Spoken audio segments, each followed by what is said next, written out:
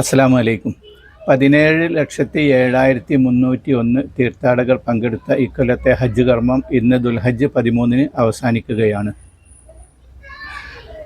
പകുതിയോളം തീർത്ഥാടകർ ഇന്നലെ ദുൽഹജ്ജ് 12 തന്നെ 3 ജംറകളിലും കല്ലേറ് കർമ്മം പൂർത്തിയാക്കി മിനായിൽ നിന്ന് മക്കയിലേക്ക് മടങ്ങി.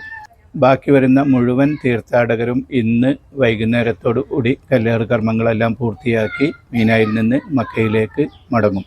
ദുൽഹജ്ജ് 10 അഥവാ പെരുന്നാൾ ദിവസം ഏറ്റവും വലിയ ജംറയായ ജംറത്തുൽ അഖബയിൽ മാത്രമാണ് 7 കല്ലുകൾ ളുഹറിന് മുമ്പായി എറിയുന്നത്.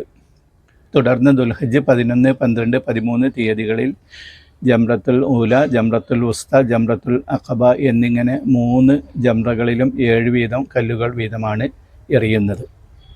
അത്യാവശ്യമായി മടങ്ങേണ്ട തീർത്ഥാടകർ ദുൽഹജ്ജ് 12 3 ജംറകളിലും 7 വീതം കല്ലുകൾ എറിഞ്ഞ് മഗ്‌രിബിന് മുമ്പായി മിനായിൽ നിന്ന് മക്കയിലേക്ക് പുറപ്പെടും.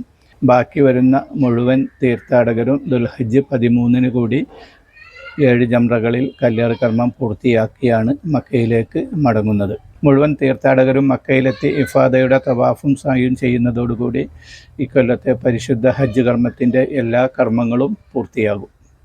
ജൂൺ 2 മുതൽ ഇന്ത്യയിൽ നിന്നുള്ള ആദ്യ ഹജ്ജ് സംഘം നാട്ടിലേക്ക് മടങ്ങും.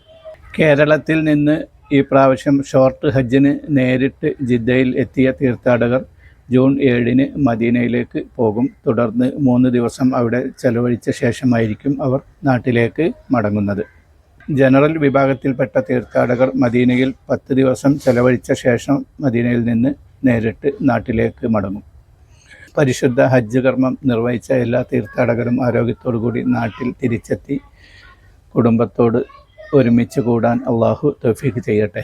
ഇനിയുള്ള ദിവസങ്ങളിലും നിങ്ങളുടെ പ്രാർത്ഥനകളിൽ ഞങ്ങളെ കൂടി ഉൾപ്പെടുത്തണം എന്ന് പ്രത്യേകം അഭ്യർത്ഥിക്കുകയാണ്. അസ്സലാമു അലൈക്കും.